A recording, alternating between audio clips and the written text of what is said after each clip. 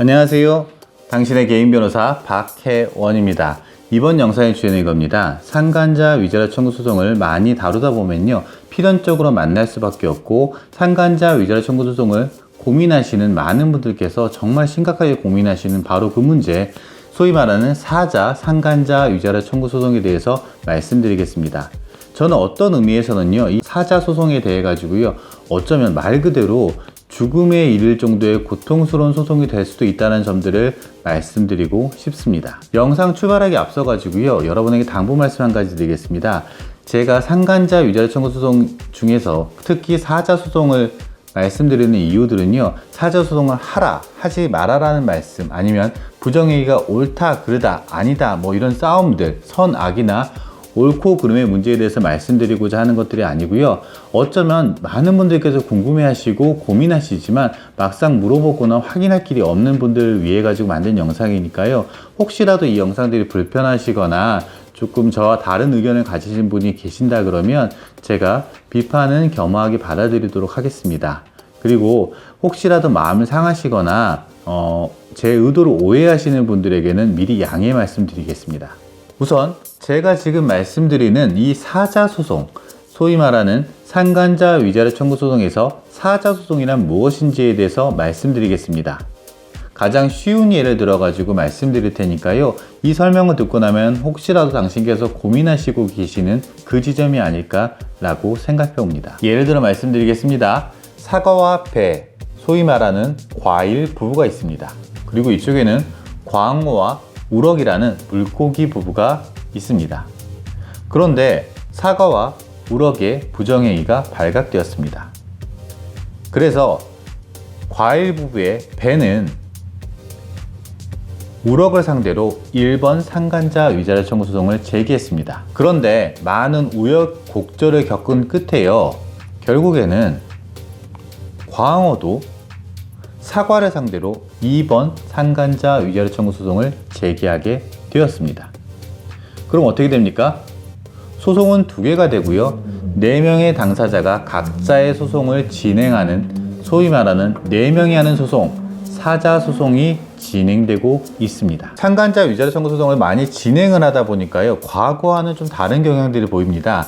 그 전에는요, 사과와 우럭이 바람을 피워가지고 문제가 되었을 때요, 배가 우럭을 상대로 소송을 진행을 하게 되고, 배와 우럭 사이에서 여러 가지 법적 분쟁들만 발생하고 종결되는 경우들이 많습니다. 물론 현재도 많습니다. 그런데 최근에는요, 여러 가지 이유들 때문에 오히려 광어가 그 상대방 과일 부부의 사과를 상대로 2번 상간자 위자료 청구 소송을 제기하는 경우들이 많고요.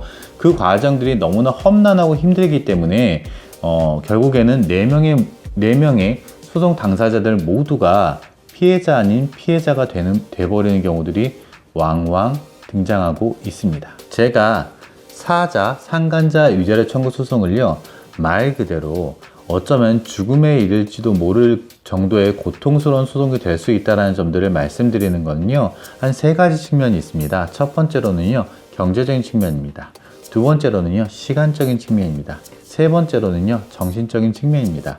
어쩌면 4명의 당사자가 정도의 차이는 있을 수 있겠지만 모두가 고통스러운 소송이 될 수밖에 없는 경우들이 왕왕 발생하고 있습니다. 우선 경제적인 측면입니다. 과일 부부와 물고기 부부의 다른 여러 가지 조건들이 동일하다는 전제를 하겠습니다. 혼인 기간도 동일하고요, 자녀 양육 부분에서 동일하고 경제적인 측면에서도 동일한 수준을 유지한다는 것들을 전제를 하겠습니다. 그렇다 그러면 일반 상식에 비춰봤을 때 1번 소송에서 만약에 3천만 원 인용 판결이 났다 그러면 2번 소송에서도 마찬가지로 3천만 원 인용 판결이 나는 경우들이 많겠죠. 그러면 과일 부부와 물고기 부부에서는 서로 전체적으로 봤을 때에는 금전적인 이득을 본 부부가 한 군데도 없습니다.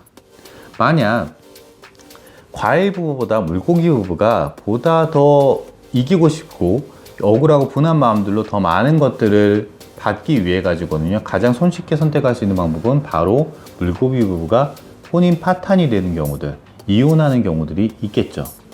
그런데 문제는요, 물고기 부부가 이혼을 하게 되면요, 과일 부부에서도 똑같은 생각과 똑같은 논리를 가지고 이혼을 해버리는 경우들이 많습니다. 그렇기 때문에 실제로는 그 부부들이 거의 이 사자 소송이 붙게 된다 그러면 대부분의 경우에 혼인 파탄에 이른 경우들이 많습니다. 또한 소송을 진행하는 과정에서도 서로 조정이나 합의, 화해 공고 결정에 대해 가지고 이루어지지 않고 끝까지 가고 결국에 심한 경우에는 뭐 고등법원 그리고 대법원까지 가는 경우들이 많습니다.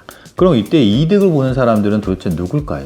결국 저와 같은 변호사들만 경제적인 이득을 취득하는 경우가 되는 안타까운 상황들이 벌어질 수 있습니다. 두 번째로 시간적인 측면에 대해서 말씀드리겠습니다. 제가 방금 전에 말씀드린 것처럼요, 서로 어떤 사람들끼리 결국에는 어떤 의미에서의 뭐 피해자라고 말할 수 있는 원고들끼리도 자존심 싸움이 붙어버리기 때문에요. 그 누구도 지고 싶어 하지 않고 억울한 마음들을 조금이라도 보상을 받기를 원합니다. 단순히 금전적인 부분들이 아니라 심리적으로 이겼다라는 감정들을 갖기 위해 가지고요. 서로 간에 만족스럽지 않게 된다 그러면 저를 항소하시고 그 다음에 대법원까지 가는 경우들이 많고요. 또 한 가지 측면에서는요. 1번 소송과 2번 소송은 각각 별개의 소송 주체들이 진행을 하는 거기 때문에 재판부가 별도로 진행이 됩니다. 그러면 1번 재판부와 2번 재판부에서는요, 서로 간에 눈치를 볼 수밖에 없는 경우들이 왕왕 발생합니다.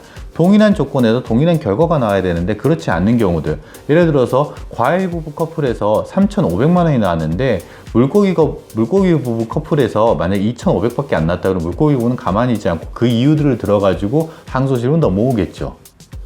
그리고 과일 부부가 3,500을 받았는데 혹시라도 이 물고기 부부가 더 나오면 어떡하지라는 생각들 때문에 또 항소심 올라가 버립니다.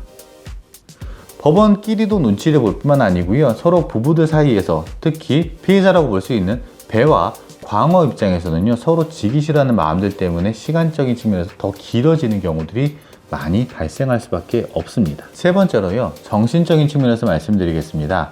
과거와 같은 경우에는요.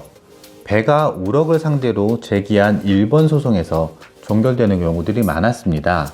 그렇다 보면은요, 배가 우럭을 상대로 소송을 했을 때 우럭 같은 경우에는 뭐 인정을 한다거나 아니면 일정 부분들이 아니라고 한다거나 이런 식으로 끝나는 경우들이 많았죠. 그런데 이제는 광어라는 새로운 소송이 있다 보면 그 별개 2번 소송에 대해 가지고 소송 자료들이 나오게 되고요. 각자 사과라든지 우럭과 같은 부정행위를 한 분들까지도 서로에 대해서 될 따라 되라는 식이라든지 아니면 적극적인 공격 소스들을 서로 제공하는 경우들이 많기 때문에 배나 광어와 같은 분들께서 굳이 알지 않아도 되는 사안들에 대해 가지고 알게 될 수밖에 없는 그런 결과들이 나오게 됩니다. 더 막 심한 막말들을 하고 허위의 이야기들까지 하는 경우도 있습니다. 왜냐하면 그렇게 하는 것들이 결국에는 상대방, 배와 광어에게 큰 데미지를 주는 것들이 어떤 측면에서 정신적인 승리감을 갖는 경우들이 많이 발생하기 때문입니다. 결론을 말씀을 드리면요. 그 상간자 위자료 청구 소송에서 소위 말하는 사자 소송을 진행하는 것들에 대해서 고민되시거나 현재 진행 중이시거나 혹시라도 진행될까 어려움들이 있으신 분들이 계신다 그러면요. 지금 말씀드린 것과 같이 경제적인 면, 시간적인 면, 그리고 정신적인 면에서 일반 소송보다 더 많은 준비를 하시고 신중히 접근하실 필요들이 있다라고 감히 말씀드리겠습니다. 마지막으로요. 혹시라도 이 영상을 통해 가지고 약간 불편한 마음이 있으셨다 그러면 다시 한번 사과 말씀드리겠습니다. 하지만 어떤 어려움이 있다라고 하더라도요. 그 또한 모든 것들이 지나갈 수 있다라는 그 믿음 하나로 함께 하겠습니다. 저는 항상 당신 편입니다. 영상 시청해 주셔서 감사합니다.